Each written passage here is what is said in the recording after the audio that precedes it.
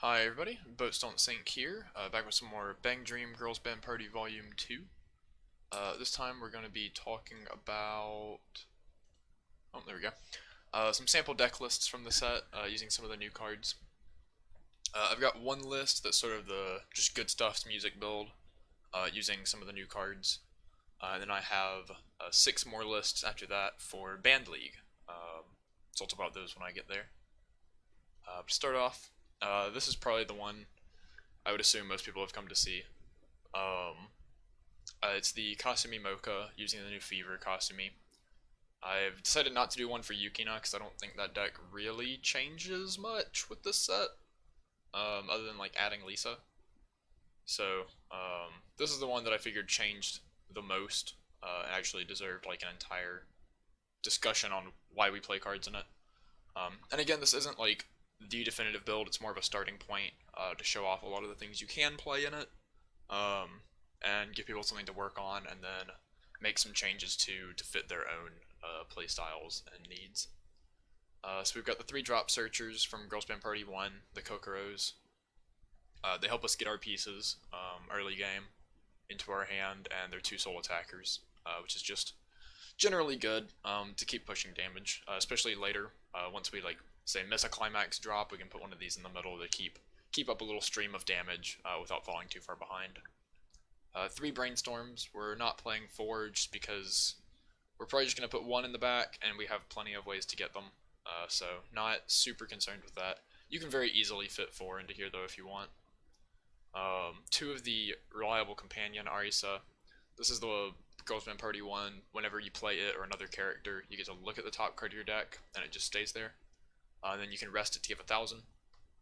I mainly put this in for the rest to give 1,000, since we do need to clear board with this deck. But it's still good on like knowing top deck information. If you play it and see a climax, you know you can brainstorm.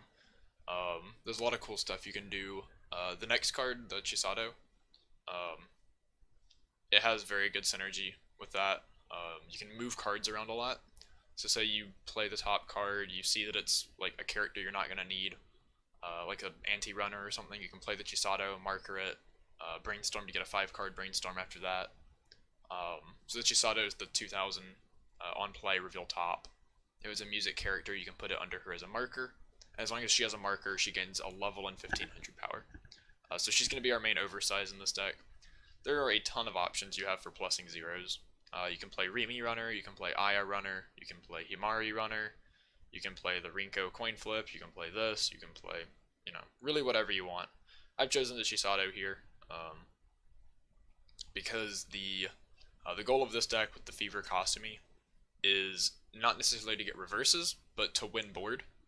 And playing the Chisato sort of, it disincentivizes our opponent tri-fielding us, because one of their characters is likely to die, and it makes it harder for them to like play a board that might be able to stay alive against our Kasumis.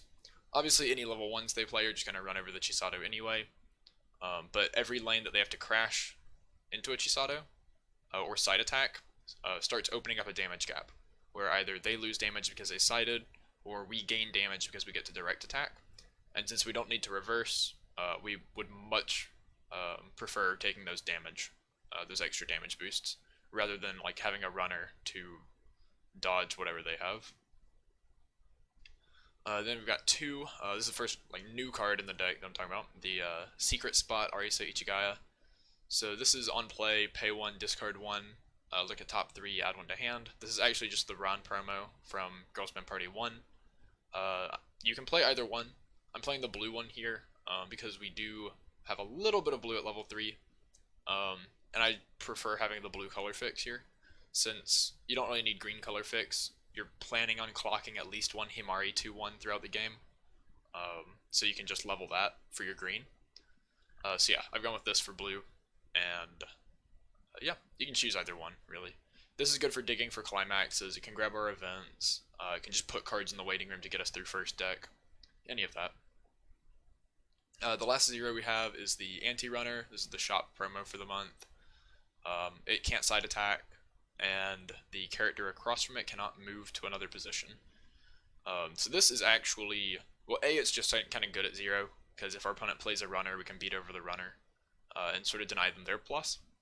It's also good at level 1, mainly against Attack on Titan. If we have these, we can like play the climax, puts them to 4k, resting Arisa puts them to 5k, which already ties like every level 1, ties or beats every level 1 in Attack on Titan. We can deny the gear, so we can like say play our, if our opponent leaves an open spot in back row, resolves 2 errands. Oh, if they resolve 2 errands, we're kind of screwed anyway. But even if they resolve 2 errands, right? Say that you have 2 errands and an Armin, and we have an open back row slot, and we have 2 anti-runners. Or even 1 anti-runner. Honestly, actually, yeah, 1 anti-runner gets us there. We put the anti-runner in front of the Armin, and our Kasumi's in front of the errands. Swing with the anti-runner first. They can't move to back. And then you swing with the Kasumi's into the errands. Well, no, so they do get out of this one, because they bounce an errand and move to the open slot. So we can't beat double errand, double errand. But it helps us beat like single errand boards, or double anti-runner does beat double errand. So we swing into the Armin, they can't move it, so we reverse it. Then we swing into the errand that's not the anti-runner lane. They can either move it to back or they can bounce it. Either way, it's not in center stage, so we still get fever. And then we can swing into the last one with our other anti-runner, right? And they can either bounce it and we still get fever, or they can't. They can't play maneuver gear. Well, they can play it, but they can't move it since we have the anti-runner. So that's just like one of the things this card can do to like weird plays to beat AOT ? Which is not really like why we play the card, but it's part of it. It gets us there. But beating runners is good in general. A lot of decks play runners right now. A lot of decks are going to keep playing runners. They're just good plussing cards at 0 for turn 1. And with our Kasumi being 3k, even if we're not playing it into a runner, it lives against like every utility card. So it's just a good plussing 0 for us alongside the Chisato. Moving into level 1, we have 2 copies of the Round 1-0 from Multi-Live. It combos with the same climax as the level 3 Mocha. That is how I roll. We're not really planning to do this at level 1, but it's sort of our follow-up to the Kasumi turn. If we draw the Treasure Climax, we can play this and sort of keep building resources as we go through the game, rather than just like having turns where we don't really do much. It's also a fairly large attacker. It's on attack, it gains 500 times the number of your other music characters, so it's a 65 attacker, 75 with climax. Helps us just sort of beat over lanes, even if we just play this without its climax on like a fever turn or something. Helps us beat over lanes. And the climax combo is on attack, it gains 1000, and on reverse blind stock. So it actually becomes like an 85 or larger on combo turn, on its own combo turn. Since we're playing the climax anyway, it's pretty easy fit. We're playing 3 copies of the Sparkling Starry Sky Kasumi from Multi-Live. This is the level 1 bomb, and on play, reveal top. If it's a music character, give one of your own music characters 2000, or just one of your own characters. Doesn't really matter there. But we use this to pump our Fever Kasumis on combo turn. So we can go like double Fever Kasumi, 1 bomb, reveal, give 2k to a Kasumi, make it 7. Rest Arisa, make the other one 6, play the climax. We run over the 2 smaller lanes, bomb the bigger lane, and they can't really do anything to stop us. We resolve double combo. It deals with like 1/1s that standby decks are playing most of the time. And yeah, it can just pump Kasumi. It can be used to pump like at various points in the game, just to get you numbers. We're playing 4 Fever Kasumis. So this card's combo is Encore Step. If the climax is in play, you perform the following 2 actions in any order. So the first one is if your opponent does not have any center stage characters or all of their center stage characters are reversed, you trigger Fever. The second action is you put up to 1 card from the top of your deck into Waiting Room, and then reveal the top, and if it's a level 1 or higher character, you can put it in your hand, so you can't get events off of it. The trigger Fever, is choose a music character in Waiting Room, return it to hand. So if we clear their board at Encore Step, we get a +1, and then potentially also a +2 on the top check. Even if we don't clear their board, we get the potential top check plus. So we don't actually have to reverse everything to get that. So it's still kind of a fallback if we're against a deck where we can't get enough reverses, AOT or a standby deck, or if we just draw the climax late game on like an early play board or something. It's really good when we can get the +2 though, really good. And then also it's on a comeback trigger, so just incidental advantage there. The sort of benefits, you need to win board more so than like Christmas cost me to get your pluses, but you plus harder. And like you get your selective plus immediately, and it takes less deck slots, and you don't have to be getting your events into waiting room on time. So it's a little less setup intensive for more conditional payoff. I think is the best way to put it. 4 copies of the Himari alarm from Girls Band Party. It's the anti-change clock bomb, and if it's top of your clock at encore or climax phase, sorry, and you have 4 or more characters, you get to put the top card of the deck into stock. This is the easiest way for us to fix a green, and it gives us a stock, which we can just mash brainstorms and build clean stock, hopefully. Yeah, we know what we trigger, so as long as we're just paying out our blind stocks every now and then, we should be fine. Unfortunately, it's a little hard to pay them out mid-battle phase in this deck since we don't have like on attack pay ones, but you know, it gets us there. It gets us there. 2 copies at level 3 of the Arisa Ichigaya. We're not playing the climax for the combo. It's global 1500 on play, rest one of your standing characters. Your opponent chooses 1 climax in their waiting room. They shuffle the rest of their waiting room back. This is here for that effect purely, pretty much. It's the whole decompression engine. BanG doesn't, or this deck at least, doesn't have a whole lot to capitalize on it in terms of just throwing a lot of damage into a decompressed deck, but sometimes you just win games off of this. So I think it's easy enough to fit in since we have like good blue cards at 0 anyway. It's easy enough to fit in that we might as well put it in, because sometimes this honestly does just win you the game. Like if your opponent is on a clean refresh, and then pays like a bunch of stock to play their level 3 characters or something, or if they refresh and then like level up off of their like refresh point or something, like they clock compression at 2/6 and refresh point levels them. The 7 cards in their waiting room that's just clean, and anything on top of that from like characters that die or cards they have to discard. You can put some, for low effort, you can shuffle a lot of cards back into your opponent's deck and get some good turns off of it. So I feel like it's worth putting in.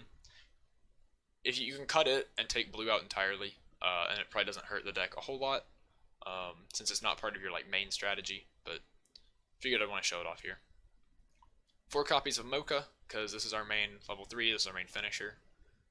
Encore step of the turn you played it, you put the top card of your clock into waiting room, and climax combo on attack, look at top 2 of opponent's deck, put up to 2 into waiting room, put the rest on top in any order, and then you do the same for your own deck.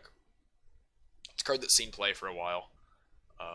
It's here, like, combo's good. You obviously rip climaxes out of your opponent's top 2. You get to control your own triggers. If there's a climax in your own top 2, you can keep moving it down so that you cancel the first attack of their turn. And it heals. So it's just good at pushing like consistent damage. Even if it's not explosive damage, it's consistent damage. So we're kind of going for a 2-turn kill with this deck probably. It's resource efficient. It's just 2 stock to play it. So we're able to, if we build stock throughout the game and get good compression, we can keep that through our finisher turn hopefully, to help us sort of live and do the 2-turn kill. And then last character. We have 2 of the new round level 3. It's early play if you have 2 or fewer climaxes in your waiting room.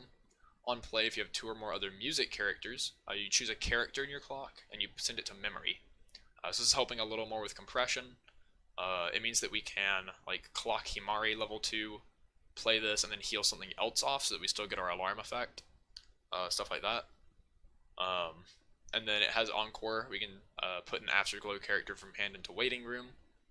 You're probably not going to see that come up a ton in this deck unless you have like the second early play and don't want to play it, or you have extra Himaris in hand that you can discard. It's about the only time that's going to come up in this deck. It could be a reason to consider playing like the Ran 0 promo instead of the Arisa to get more Afterglow, or playing like Himari Runner to get more Afterglow. so that you can pay for the encore cost of this thing. So there's a lot to consider and like things you can possibly swap around in the deck. We're playing 2 buns for luck. It's the 2-1 event. You put all of your opponent's stock into their waiting room, and then you put that many from the top of their deck into their stock.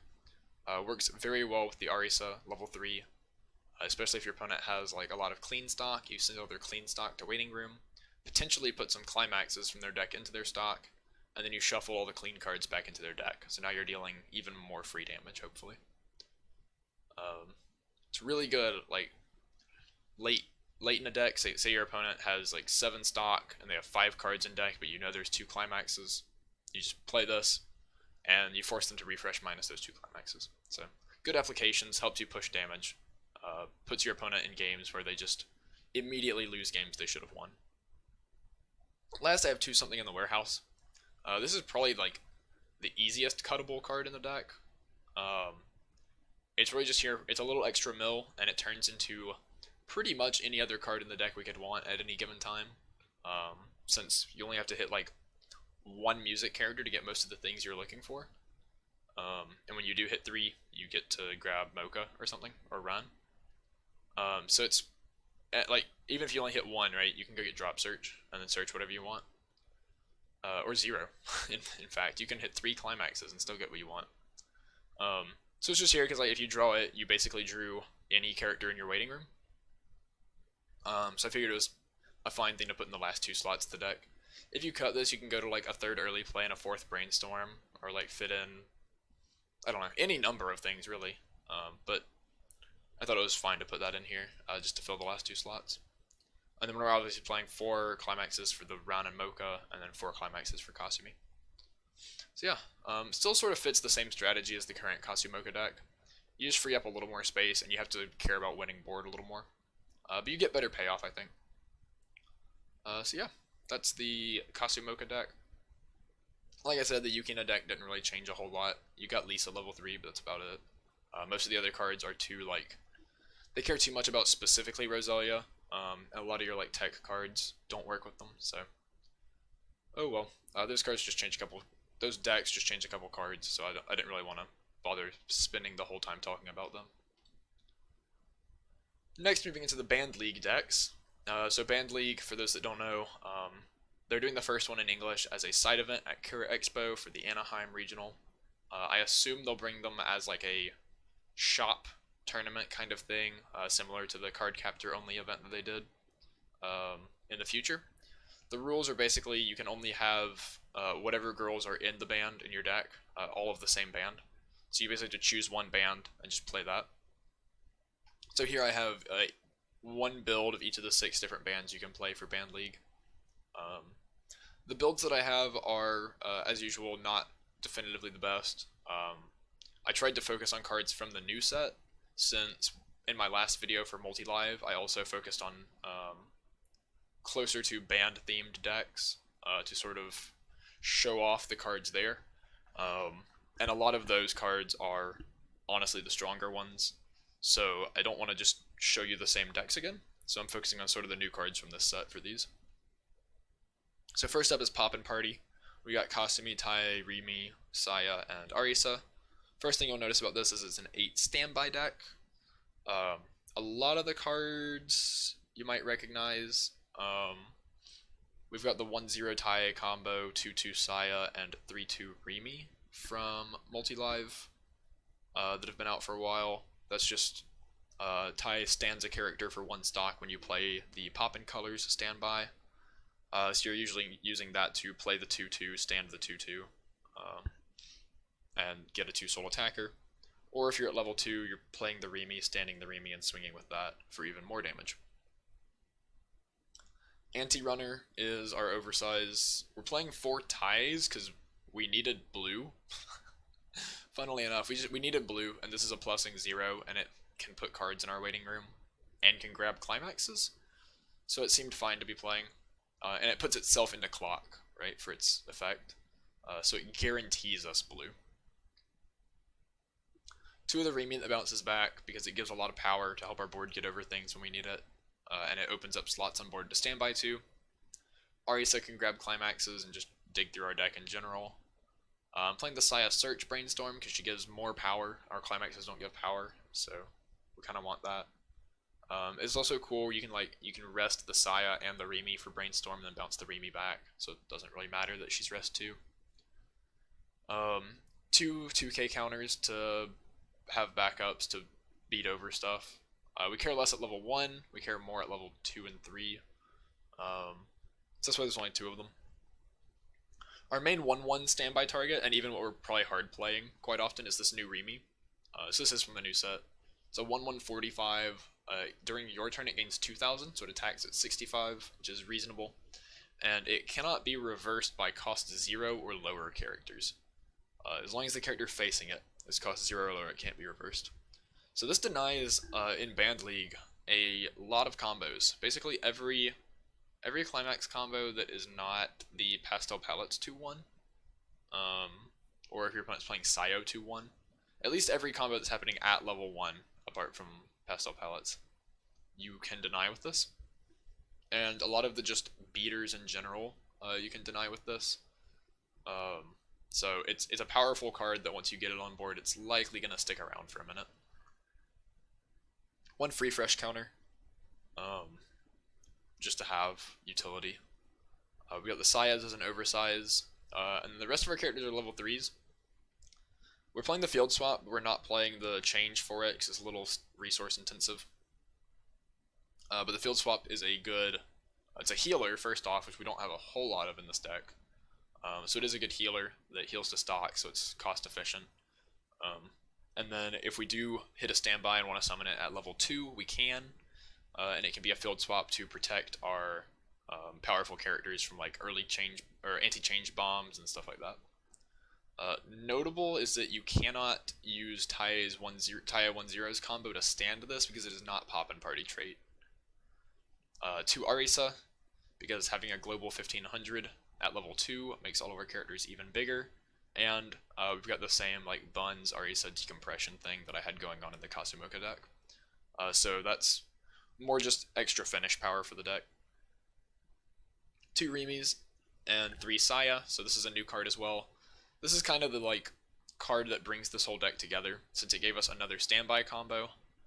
Previously, if BanG wanted to run 8 standby, it had to basically play an empty combo-less standby.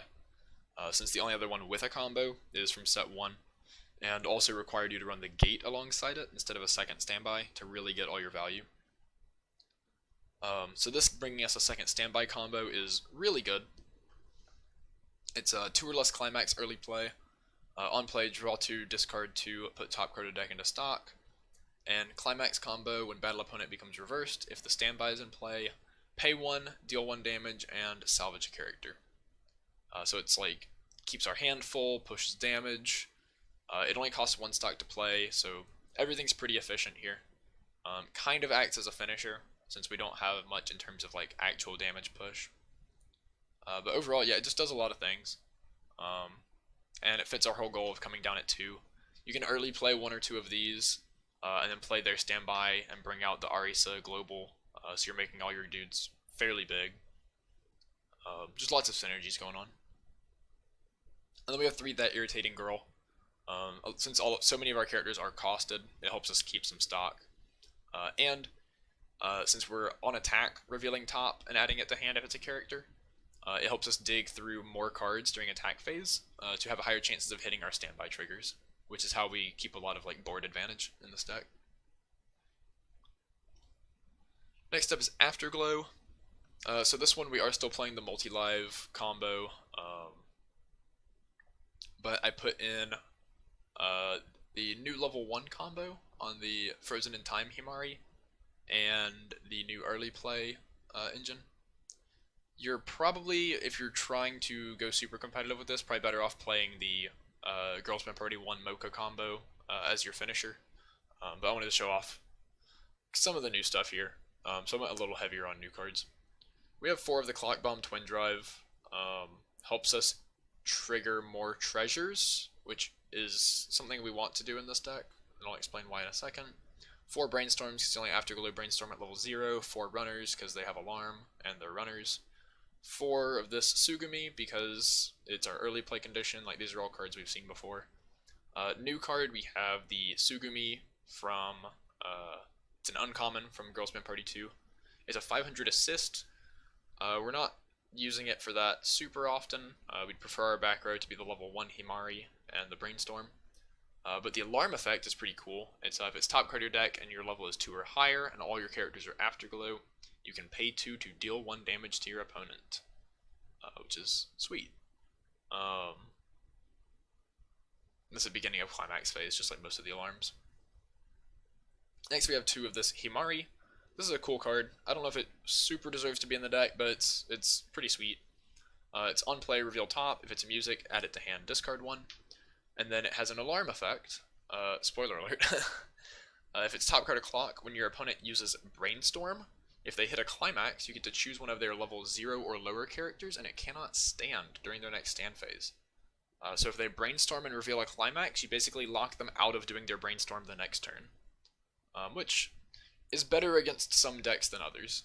Like, some decks don't care that they're locked out of Brainstorm, but if your opponent's in a spot where they're needing to Brainstorm every turn, doing this can be pretty good against them. It's especially really good against like the Resonate Rinko Brainstorm for Roselia and stuff like that. We have 4 Rock and Glow Himari. It's the level 1 combo. On attack, you stock a character with Alarm from your waiting room. It's just here to build stock because we have a lot of level 3s that cost 2 stock and more than that for like effects and stuff. 3 of the Frozen in Time Himari. This is a new double rare. It is a 500 assist, and it has a climax combo. When a leader's proposal, which is the second treasure we're playing, is placed on your climax area, you can pay 1 to add an Afterglow character from waiting room to hand. And the last effect is when your character's trigger check reveals a treasure, you can discard 1 to choose a character or choose a card in your clock, return it to hand, and put top card of deck into clock. So this turns all of the treasures that we trigger into actual cards we can use. And we don't even have to discard the treasure, right? We can hit the treasure, add it to hand, and then discard something we didn't need to get something we did. And then play the treasure the next turn to push damage. So that's one of the main ways we're generating card advantage in this deck, is hopefully just going through a lot of treasures. And turning those into other cards. Which is why we're playing the 3 Rands for Twin Drive. 2 copies of the Sunset Tomoe. So this was on my top 10 list. It's on play, discard 1, bond the new level 3 Ran. The early play, the early play heal. 2 early play Rans. What a world! When you play the early play Ran to stage from hand, it gives her 1500 power and sends itself to stock, and then it has an alarm at climax phase. Draw 2, discard 2. So this helps us dig into climaxes for a level 1 combo. Helps us discard cards we don't want, and just sort of filter our hand in general. We have 2 of the level assist Sugumi. I chose this over the level assist Mocha that interacts with the Ran early play because of the alarm. Mainly just having alarm icons because we are playing the set 1 Ran that has to mill as a finisher. And then it also has the rest effect to look at top card in deck and put it on top or bottom, which again is going to help us sort of control whether we mill alarms off of our finisher. It also lets us confirm Himari stocks, because we're playing 2 of the Himari anti-change bomb, which is same as it was in the Kasu Mocha list I showed at the beginning. We're just only playing 2 of them this time because that's all we have room for. 4 of the Ran. The alarm effect is essentially Ricky, where we get to pay 1 and clock ourselves to search a character. This lets us get any Afterglow character, not a level 1 or lower. So it has a little bit of application later in the game if it ends up on top of clock. But otherwise it's just there as some early game advantage, and then it's our finisher at the end of the game. On attack, pay 1, mill 3, and you deal X, where X is the number of alarm characters you reveal. Which is, in this deck, 7, 11, 12, 13, 14, 15, 16, 17, 18, 19, 20, 21, 25. So that's about half of our deck. So we should be hitting 1 to 2 depending on how the game goes. Which is pretty good for just pay 1 on attack in terms of damage. We have 3 of the early play round from Multi-Live. We only really need 3 because the goal is to like play 1, play the climax, get the second one, and play it from hand through effect. They make all of our characters big because they're global 15. And then we have 3 of the newest around, which is the early play that I talked about in the other deck. We just also played the Tomoe to interact with it here. So you can tell a lot of this deck's power plays are at level 2, where you just get like the double early play, triple early play setup. Moving to pastel palettes, this one's probably the one that plays, either this or Roselia plays the most new cards, I think. We got the Maya 1k assist from set 1, the Mill Runner from set 1, from Garupa 1. We have this Aya, this yellow one, is, it's the same as a blue card from Girls Band Party 1. On play, you clock a card from hand, search your deck for pastel palettes. We play 4 because there are, like, 5 cards we need in hand for a level 1 combo, and this doesn't cost stock, so it gets us there more efficiently. 4 Brainstorms. We play the blue Brainstorm instead of the old yellow one, because we need blue on stage, because this is pastel palettes. It's basically the same Brainstorm effect. This one salvages instead of searches, but it's still Brainstorm X, where X is the number of your colors plus 1, so you Brainstorm 5 with all 4 colors on board. And on play, look at top, put it on top or bottom. So it's effectively like a 6-card Brainstorm the turn you play it. 2 of the 7k Chisato from set 1, because we want red characters on board at level 1. And this is like the best one, because it's just static 7k. 3 of the Aya, the actual best red level 1. During your own turn, if you have 4 or more colors on stage, it gains 3k, so it attacks at 7. And then on play, you can discard 1 to choose a music character in clock, return it to hand, and put the top card of deck into clock. So it's just a break-even hand fix out of your clock. Helps you a little bit setting up your combo pieces. And it attacks as a red character. And you'll see why we need red in a second. 4 copies of Self-Taught Survival Maya Yamato. On play, draw 1, discard 1. And when you play the comeback climax, you can send her to waiting room to play this yellow 2/1 Maya from your hand to the stage. So that's going to be, I'll just skip straight to that card. These are actually all old cards. If your characters on stage have 4 or more colors, it gains 1500, so it becomes a 9k. And then when Battle Opponent becomes reversed, if this still the comeback is in play, so you can do this the same turn, look at up to 4 cards from top of deck and choose up to 2 Pastel Palettes characters. Reveal them, put them in hand, put the rest in waiting room, and then you give a character plus 1000 until end of turn. So the goal is to like play 2 Mayas, turn them into 2 of the level 2s, and have your other red character in the center stage, and then your back row is the green assist and the blue Brainstorm. So that's your 4 colors. And then with the 1k assist, your 2 1s end up being like 10ks cross turn, so they probably live. You got 2 cards off combo. It's super powerful. You're getting like plus 3s off of this. It takes some setup for sure, but once you start getting plus 3s and winning board, and then you're pushing like direct attacks and stuff like that, the deck is very powerful. That engine is very powerful, at least. Unfortunately, you don't have one of the strongest level 3 games to follow it up, but this is where you want to sort of make up most of your ground, or yeah, take most of your ground and then try to hold it for the rest of the game. We do have the 2 green level 1 backups. They are 2k backups. They're the only Pastel Palettes 2k backup. And if you have 4 or more colors, you can choose a music character in waiting room and put it into stock. So they're effectively a 1/0 2k backup. And they're a soul trigger, so we can push damage. We have 1 of the Chisato backup. This is a free fresh. If you have 4 colors on stage, you just pay 1, shuffle your waiting room into your deck. It's very cost efficient and can get you out of bad situations. And then we have this 1 copy of the Maya Level Assist. So if you have 4 or more colors on stage, all of your other music characters get 500 times their level. And on play, you get to choose a character in your waiting room and put it under her as a marker, and she gains the color of the marker under her. So we're able to play this in place of the level 0 Maya assist, and then marker the level 0 Maya assist so we can keep green on stage.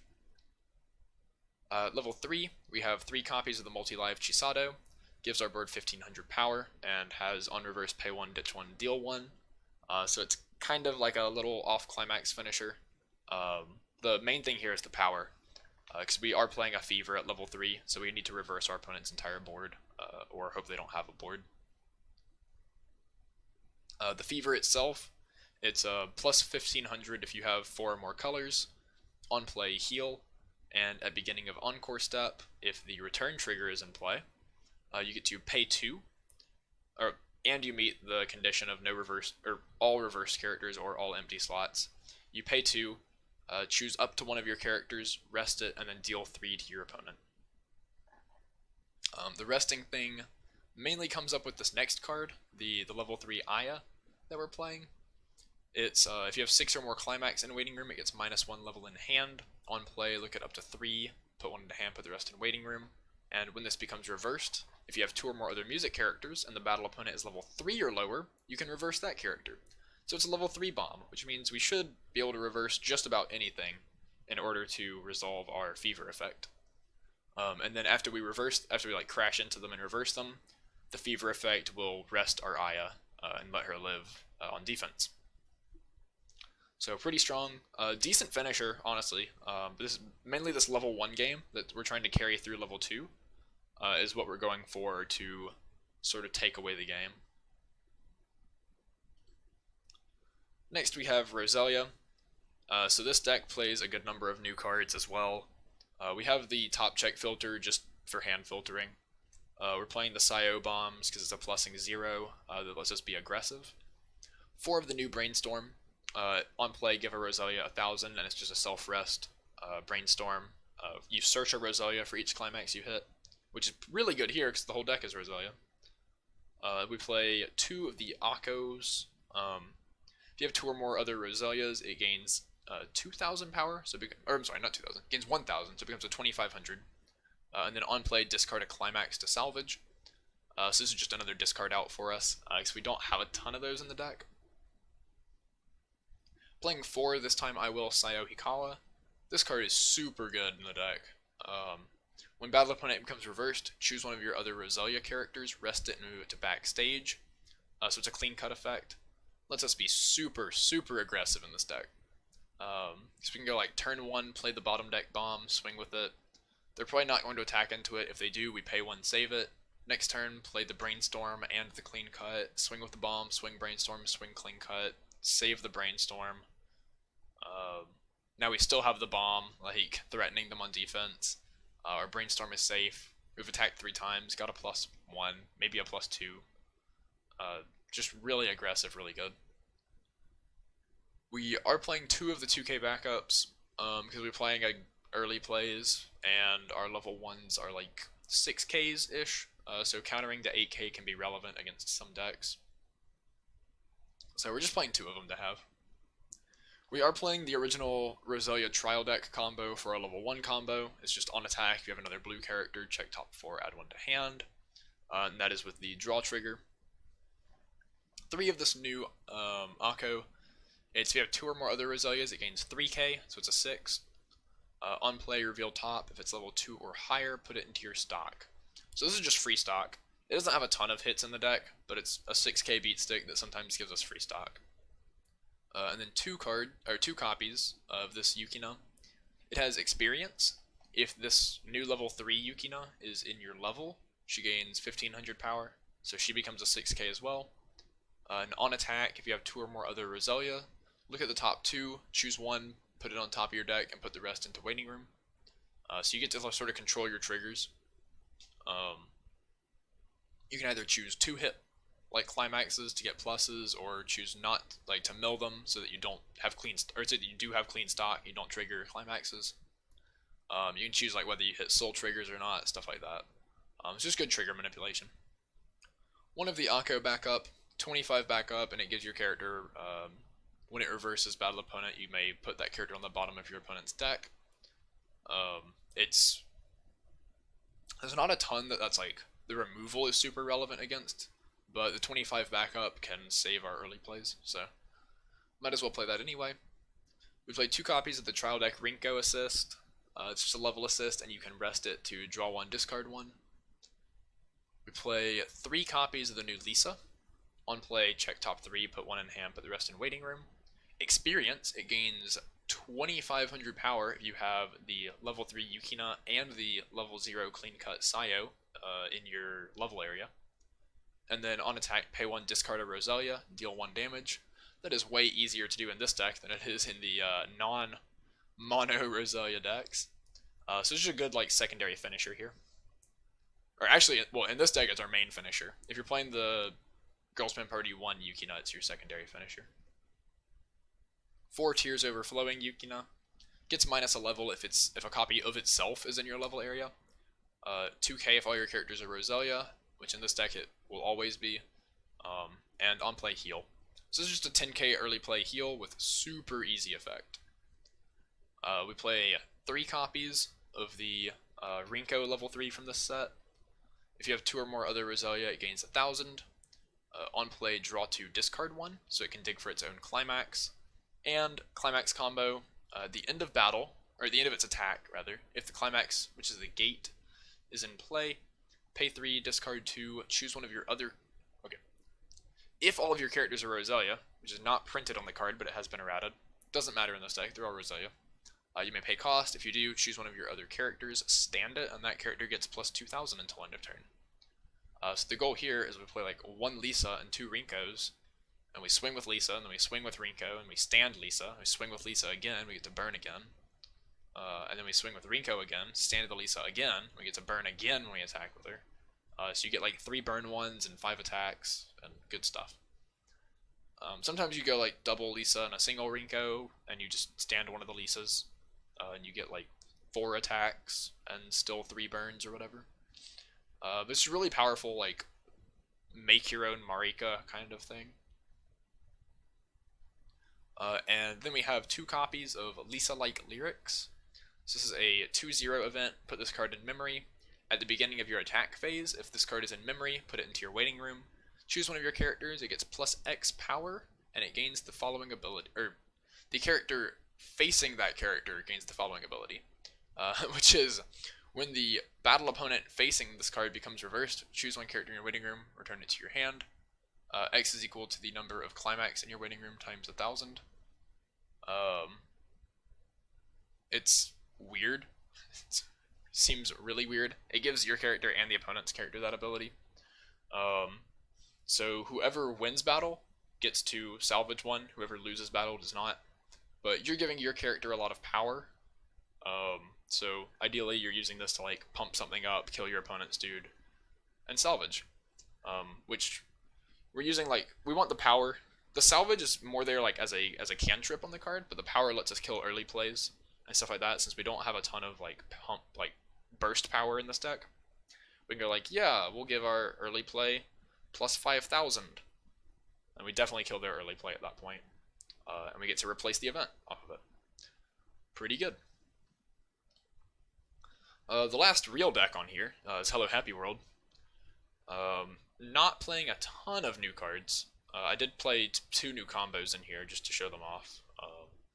You're probably better off playing the multi-live like level 1 and level 3 combo that are tied together, that trigger when you trigger soul triggers.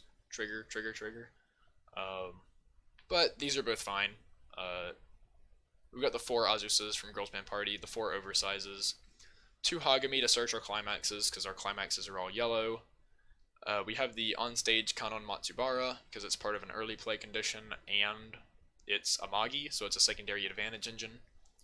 2 Drop Searchers, 2 of the set 1 Misakis. Kind of just here because we still want soul triggers in this deck, and the 1/1 that it turns into has a soul trigger, so those kind of tie together. It's also, if we reveal this off of a trigger check, the Kanon can add it back to hand, which is neat, I guess. We're not playing the other card that the Kanon checks for, but you know, maybe that'll come up once every now and then. First new card we've got is this 1035 Kokoro. During your turn, if you have another music character, this gains 3k, so this attacks for 65. And then on attack, you can pay 1 to trigger check twice, which lets us just hit a lot of soul triggers, honestly. Like, we don't have plussing triggers, we don't have effects that activate when we trigger apart from the Kanon 0. We're gonna just try to push damage with it. And, like, so our late game wants us to have soul triggers in deck, right? So if we hit a soul trigger, we can pay it out and hope to not hit 2 more. Or if we hit a climax, right? If we hit a climax mid-battle phase, we can pay it out and replace it with hopefully clean stock. Those are kind of the main applications of this. 4 of the level 1 Kanon Climax combo. If you have 2 or more other music characters, this gains 1000, so it becomes a 55. And it's another Fever combo. Beginning of Encore Step, if the shot trigger is in play, and this card is on your center stage, and your opponent's characters are all either empty or reversed, pay 1, choose up to 2 music characters in your waiting room, return them to hand, and this gains 1000 power until end of opponent's turn. This is a +2, and turns itself into a 65 to potentially win board and be a +3. That's sweet. And if we do win board, it means that we have super easy time getting Fever the next turn, because our opponent's board is already clear. We meet condition. And since we have the level 0 Hagumi, we can search for the climax. We can just keep doing it forever, which is awesome. I don't need to push a lot of damage that way. 2 copies of the 1/1 Misaki, because it's a soul trigger, and it's easy to turn into an attacker if we need it. Sometimes the assist part's relevant. It is an early play condition for an early play that we do play. And if you trigger a climax, you can pay 1 to pay it out and put this Misaki on the board, and then send the Misaki to stock and turn into the 1/0. So you get your stock back, but now it's clean. 2 copies of the 1/1 backup. This is a 2k backup, and if all your characters are yellow, put the top card of deck into stock. Same idea with the Pastel Palettes one, where it's effectively a 1/0 2000 backup. We can grab these to help our Kanons stay alive once they go up to 65. Now we can make them 85s, which is great. Oh, also we're playing the Kanon because Hello Happy World, their only brainstorm is the Climax combo Twin Drive one from Multi-Live. And we're not playing that Climax, so I figured this was probably just better than a brainstorm.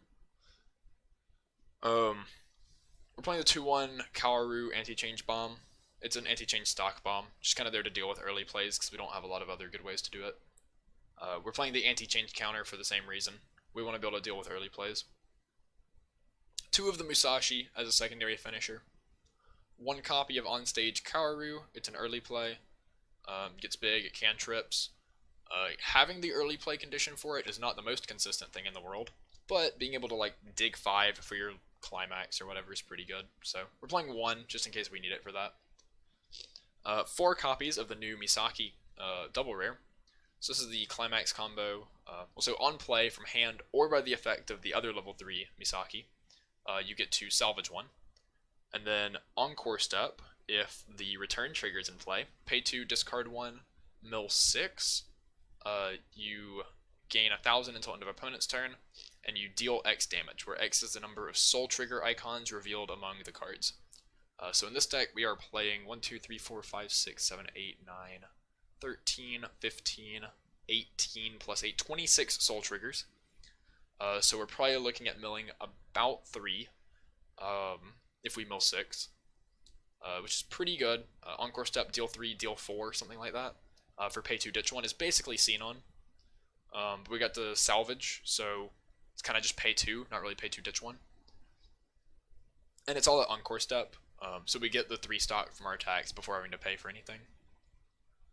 2 copies of the early play Kokoro, minus a level if you have 4 more Hello Happy Worlds.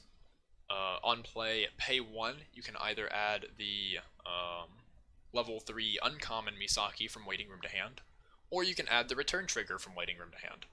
And then this gains 1000 until end of opponent's turn. So it is an 11k attacker. With the 1/1 Misaki assist, we can make it 12-5. So sometimes this will be enough to kill early plays on its own anyway. And it gets us our climax, or our level 3, one or the other, for 1 stock, which is a plus. Sometimes you don't want to pay all that stock into it, but it's here for when you have it available.